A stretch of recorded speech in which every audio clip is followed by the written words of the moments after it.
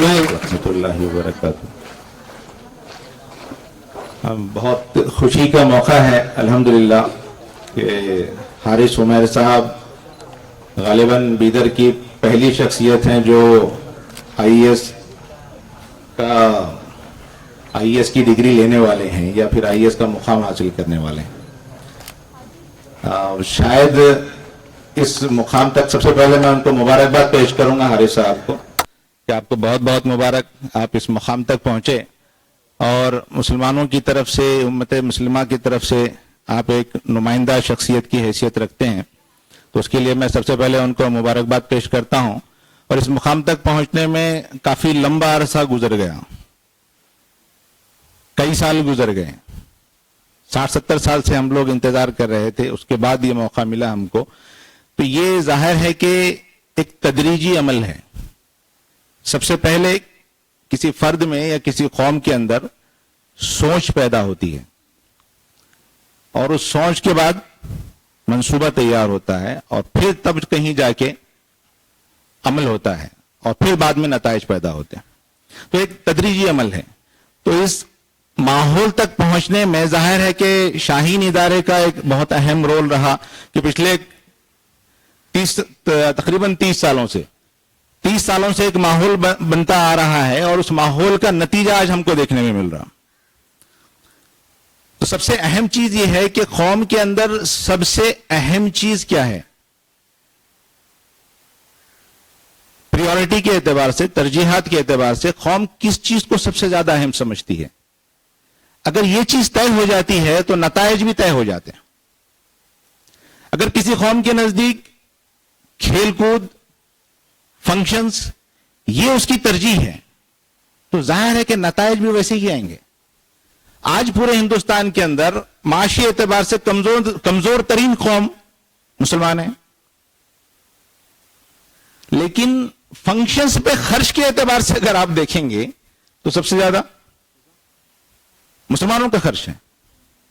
تو یہ چیز دکھاتی ہے کہ ہماری ترجیح کہاں پہ ہے۔ ہم فنکشنز پہ خرچ کرنے کو اپنا فخر سمجھتے ہیں، شادی بیاہ پہ خرچ کرنے کو فخر سمجھتے ہیں، اور تعلیمی میدان پہ خرچ کرنے کو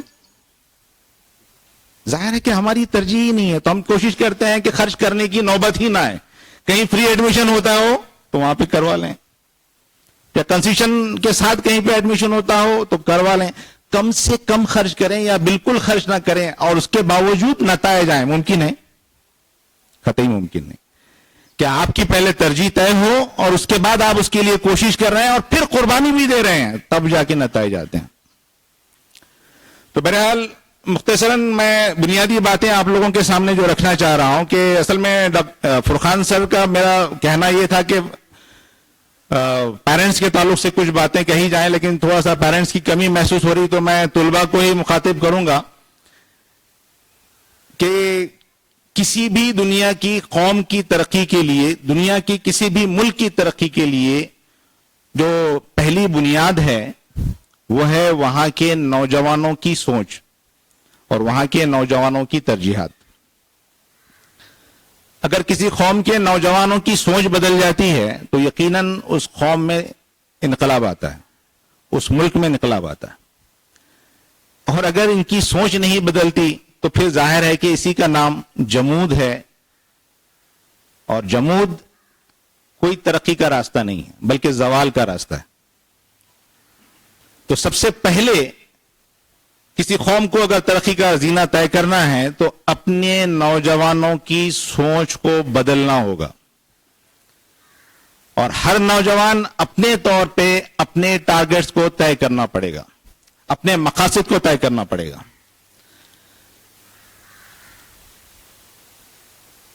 مسلمانوں کے جو مقاصد ہیں وہ بالکل طے شدہ ہیں۔ اللہ رب العزت نے قرآن میں یہ مقاصد واضح الفاظ میں بتائیں۔ تو مسلمانوں کی دنیا میں مبعوث کرنے کا جو مقصد اللہ تعالیٰ نے بیان کیا وہ ہے کنتم خیر امۃ اخرجت للناس،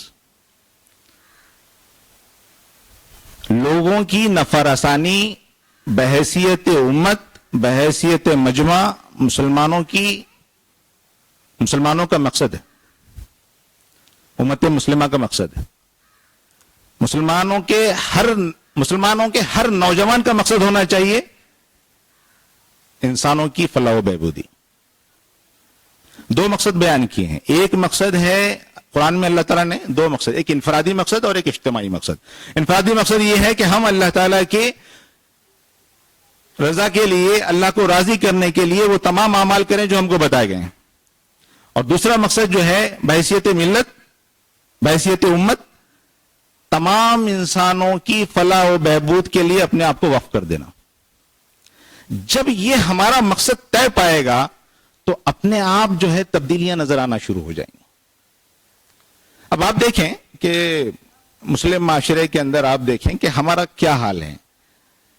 تعلیم سے دوری کے نتیجے میں, مقصد سے دوری کے نتیجے میں معمولی پیشے میں مسلمان نظر آتے ہیں. پنچر جوڑنے والے, مستری, کارپینٹر, اس قسم کے جو چھوٹے موٹے کام ہیں وہ زیادہ تر مسلمانوں کا پیشہ ہے. تو یہاں تک پہنچنے کی وجہ ظاہر ہے کہ اس کی اہم ترین وجہ یہ ہے کہ ہمارے پاس, ہمارے سامنے ہمارا مقصد دھندلا ہو گیا کہ قوموں کی نفع رسانی ہمارے مقاصد میں شامل نہیں رہی.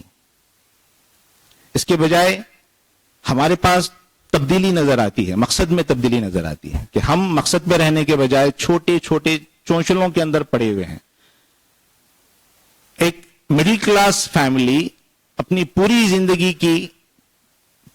میں ایک آدمی جو کماتا ہے مڈل کلاس کا, اس کا زیادہ تر جو خرچ ہوتا ہے یا اس کی جو ترجیحات ہوتی ہیں اس میں ایک تو شادی بیاہ, دوسرا ایک مکان. میں ایک ہمارے دوست سے بات کر رہا تھا تو مالیگاؤں میں پڑھنے کے دوران ایک صاحب آئے تھے, دوستانہ ہو گیا, تو ان سے گفتگو دوران میں پوچھا آپ کے مقاصد کیا ہیں, آگے آپ کی پلاننگ کیا ہے. تو کچھ نہیں, ایک اچھی نوکری, شادی اور اس کے بعد ایک گھر. تو عموماً ہمارے پاس اکثریت ہمارے قوم کی بھی یہی ہو گئی ہے کہ شادی بیاہ اور اس کے بعد پھر اچھا سا خوبصورت مکان, عالیشان, اچھے کپڑے, اچھا مکان. تو جب یہ ہماری ترجیح ہو جائے گی, یہ ہمارا یہ مقصد بن جائے گا, تو ظاہر ہے کہ جمود اور زوال ایک یقینی اس کا نتیجہ نکلے گا. ایک زمانہ تھا عراق میں مسلمانوں کی خلافت تھی اور پوری دنیا میں دبدبہ تھا, سیاسی, معاشی, سماجی, ہر اعتبار سے. یعنی کلچر بھی جو ہے بہت زیادہ مضبوط تھا, تو ظاہر ہے کہ ڈومیننٹ تھا. ایسے زمانے میں عراق میں جمود پیدا ہوا لوگوں میں, اور اس کے بعد پھر جو ہے تاتاریوں کا ان کے اوپر حملہ ہوا اور یہ قوم تباہ ہو کے رہ گئی.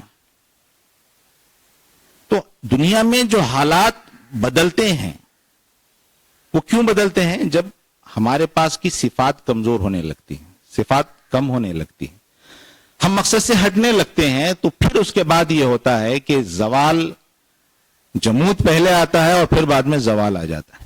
تو میں تمام نوجوانوں سے میں خواہش کروں گا کہ وہ اپنے اندر اپنے مقصد کو ہمیشہ تازہ رکھیں. جب آپ کے سامنے ہمیشہ مقصد ہوگا تو یہ مقصد آپ کو چین سے جینے نہیں دے گا, آپ کے اندر بے چینی ہوگی, کرب ہوگا, اضطراب ہوگا, اور یہ چیزیں اور یہ کیفیات آپ کو اونچائی تک, بلندیوں تک لے جائے گی. شاہین کے جو مقاصد ہیں, شاہین ادارے جات کی جو مقاصد ہیں, اس میں یہی ہے کہ یہاں پڑھنے والا ہر نوجوان اس کے اندر شاہین کی طرح جو ہے بلندی آئے, اس کے صفات میں بلندی آئے, اس کے شخصیت میں بلندی آئے, اور یہ قوم کے لیے بحیثیت شاہین ایک بلند مقام پہ کھڑا رہے. یہ شاہین کی مقاصد کے اندر ہے, شاہین کی خواہش ہے. تو یہ اسی صورت میں پیدا ہوگی, یہ اسی وقت پیدا ہوگی جب ہم اپنے سامنے اپنے مقصد کو ہمیشہ تازہ رکھیں گے انشاءاللہ. مقصد کے بعد جو دوسری چیز بہت اہم ہے وہ ہے محنت. کامیابی کا جو ضابطہ ہے وہ کیا ضابطہ ہے؟ مقصد پلس محنت, نتیجہ کامیابی. تو ایک ہے مقصد ہمیشہ تازہ ہو آپ کے پاس کہ پوری دنیا کے تمام انسانوں کو آپ کی ذات سے فائدہ پہنچے. دوسرا محنت کرنا ہے, اور محنت ایک دن کے لیے، جیسا یہاں پہ آپ حاری صاحب کو دیکھیں اور بہت زیادہ متاثر ہو گئے اور کل کا پورا دن 24 گھنٹے میں سے 18 گھنٹے محنت کر لی اور پرسوں جا کے پورا آرام 24 گھنٹے، کامیابی ملے گی؟ محنت کرنا ہے اور مستقل مزاجی کے ساتھ محنت کرتے رہنا ہے، برابر؟ مستقل مزاجی کے ساتھ اپنے آپ کو وقف کر دینا ہے اس وقت تک کے لیے جب تک کہ آپ اپنے ٹارگٹس حاصل نہ کر لیں، اپنے ہدف حاصل نہ کر لیں، اس وقت تک کنٹینیو محنت کرتے رہنا ہے. اس کے بعد پھر آرام، اس کے بعد پھر آرام کرنا ہے، نہیں کرنا ہے. آپ کا مقصد کیا ہے؟ ابھی میں آپ کو بتایا کہ مقصد آپ کا یہ ہے کہ آپ اس دنیا سے جانے تک کے لیے مستقل محنت کرتے ہی رہیں گے. خالی آپ کے ہدف بدلتے رہیں گے، ٹارگٹس بدلتے رہیں گے، محنت تو کرتے ہی رہنا ہے، پوری زندگی محنت کرتے رہنا ہے. اور ایک لمحے کے لیے بھی جو ہے آپ کے لیے آرام نہیں ہے. تو یہ محنت اگر آپ صفات کے ساتھ کریں تو انشاءاللہ کوئی بھی ٹارگٹ آپ کے لیے مشکل نہیں، کوئی بھی ٹارگٹ آپ کے لیے مشکل نہیں. چاہے آپ ڈاکٹر بننا چاہتے ہوں، انجینئر بننا چاہتے ہوں، یا پھر ایڈمنسٹریشن میں آپ جانا چاہتے ہیں، تمام راستے آپ کے لیے بہت آسان ہیں اگر آپ اس فارمولے کے ساتھ آپ آگے چلنا چاہتے ہیں تو کوئی مشکل نہیں. لیکن جب آپ محنت کے لیے مستقل مزاجی کے ساتھ آپ لگے ہوئے ہیں اپنے کام میں، تعلیمی میدان میں، تو جو سب سے بڑا مسئلہ آتا ہے وہ کیا آتا ہے؟ کیا آتا ہے؟ ڈسٹریکشن. آپ کو اپنے مقصد سے ہٹانے والی بہت ساری چیزیں آپ کے سامنے آ جاتی ہیں جو آپ کو پریشان کرتی اور جو آپ کو مقصد سے کبھی کبھی ہٹا کے رکھ دیتی ہیں، نتائج پر اثر انداز ہو جاتی ہیں. ویسے نتائج حاصل نہیں ہوتے جیسے کہ آپ حاصل کرنا چاہتے ہیں. اس کے لیے آپ کو ان چیزوں سے بچنے کے لیے، ڈسٹریکشن سے بچنے کے لیے، سب سے پہلے مقصد کو تو آپ اپنے سامنے رکھیں ہی، ساتھ میں